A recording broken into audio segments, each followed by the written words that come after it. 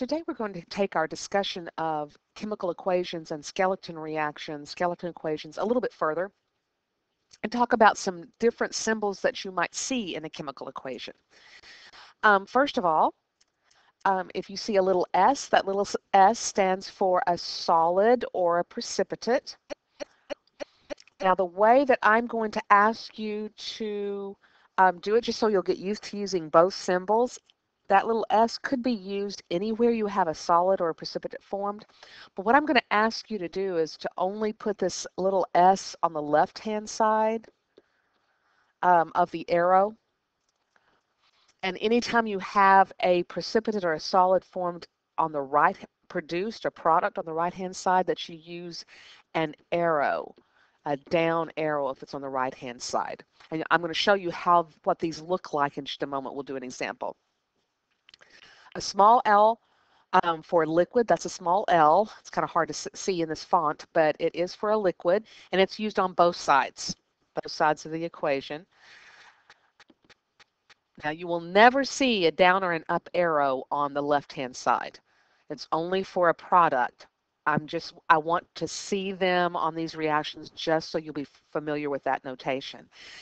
This gas is just like a solid. You can use it on both sides, but for me, for right now, I only want to see the small g on the left-hand side because I want you to practice using an up arrow after a substance that is a gas that's a product. AQ is for dissolved in water, aqueous, solution would be another thing that you would see that AQ terminology used for if it said it was a solution of so-and-so. So those are some examples. If a catalyst is used in a chemical reaction, and we'll see a catalyst being used when we're in the lab. We'll look at some different substances that might or might not act as a catalyst for hydrogen peroxide. But if it is a catalyst and it speeds up the reaction, then what we do is we put the formula for that catalyst above the arrow. So that's the formula of the catalyst. So it's written kind of in a strange place. It's written right over the reaction arrow. Same thing with heat. If you add heat to a reaction system, then we show that by putting a delta symbol. That's a Greek letter delta. Okay, it's a triangle, but it's technically a Greek letter delta above the arrow, and that indicates that we've heated the system up, that we've actually added heat to that system. So how does that show up? Well, let's look at an example. Now, some of the ones that you have on your worksheet are going to be a normal word equation showing the pluses and arrows and things, but I wanted to do a little bit more difficult one because what you need to decide is what's going to be a reactant and what's going to be a product. So this is when you need to read the equation or read the sentence and decide what it's telling you.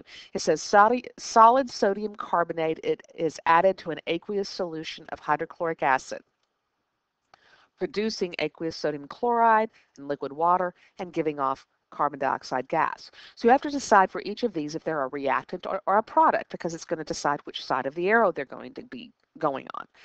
So what's starting out this reaction? What are you doing at the beginning? Well, it says you're adding solid sodium carbonate to some hydrochloric acid. So both the sodium carbonate and the hydrochloric acid are reactants. And then it says we're producing aqueous sodium chloride. So the sodium chloride is going to be a product because it's produced. It also says it produced liquid water, and it also said it gave off carbon dioxide gas. So all of those are products. And remember, if it's a reactant, it goes on the left side of the arrow. If it's a product, it goes on the right side of the arrow. So that's what we're going to show. So it says we have sodium carbonate, and it's a reactant. So I'm going to write sodium, and hopefully you've realized that carbonate, since it ends in ATE, has got CO3 for the formula. It's a polyatomic ion. And then now I'm not saying that's the correct formula for it, but I'm saying that that's the pair up of substances. We'll look at correct formula in a moment. We're going to be adding that to an aqueous solution of hydrochloric acid. Now, they very nicely told us that the hydrochloric acid's formula was HCl because we haven't studied acid nomenclature, how to name and write formulas for acids yet. So we've got that for the reactant side, and since we're done with the reactants, now we're going to put in the arrow showing that we're going to form the products. Sodium chloride, I would hope by now that you realize that without finding charges that sodium chloride or table salts formula is NaCl. I hope you know that water is H2O. And carbon dioxide, we've used it so much, it is a molecular compound, so we don't even have to worry about finding charges. The name tells us that it's CO2. So it looks like the only one we're going to have to worry about finding charges for is our sodium carbonate up at the beginning. Sodium's a +1. Notice I'm not putting charges in the actual equation. They do not belong in the equation. Carbonate's a -2. So it looks like we're going to need 2 sodiums, 2 of these, to match up our 2 negatives. So it looks like we're going to need a 2 after our sodium. And now is when we start putting in any information that they give us. It says that we are dealing with solid sodium carbonate, and since we've got a solid and it's on the left-hand side, we're going to indicate that with a subscript S. Notice it's a subscript. It's written after, and I usually write it even a little bit lower than the subscript numbers. But that's where you're going to show that symbol to show that sodium carbonate's a solid. Hydrochloric acid, it says it's an aqueous solution. What's the symbol for that? The AQ. And again, it's going to go after the substance written as a subscript. It's going to produce aqueous sodium chloride. So once again, the sodium chloride is in the aqueous or solution state. Water is liquid. Remember, no matter where the liquid is, it's going to be a lowercase l. And in parentheses after the formula for water. And the carbon dioxide, it says it's a gas. Now remember, the symbol G can technically be used on both sides of the equation. However, I want you to only use the G on the left-hand side. So since this gas is on the right-hand side, I want you to show this with an up arrow. Notice what the up arrow looks like. The arrows are the same size as the capital letters, and they're right beside the compound. The same thing would be true if it was a down arrow. It would be in that same position. It would just be pointing downward. So that's our equation for this particular reaction, and it includes the symbols for those elements, or excuse me, it includes the symbols for the state of matter that they are in. Now, if it does not tell you, I'm just going to give you a few little pieces of information.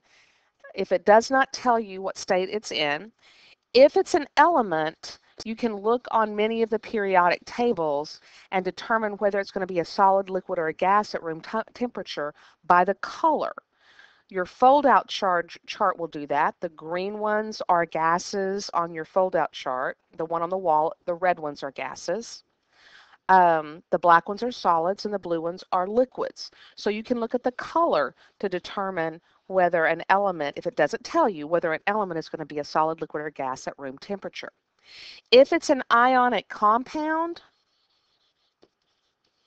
ionic compounds, those that have metals at room temperature, they are all solids. Ionic compounds are characterized by their relatively very high melting points, so they're going to be in the solid state. So if you know that information, sometimes I will give extra credit if it doesn't give you the information, but you figure it out using this.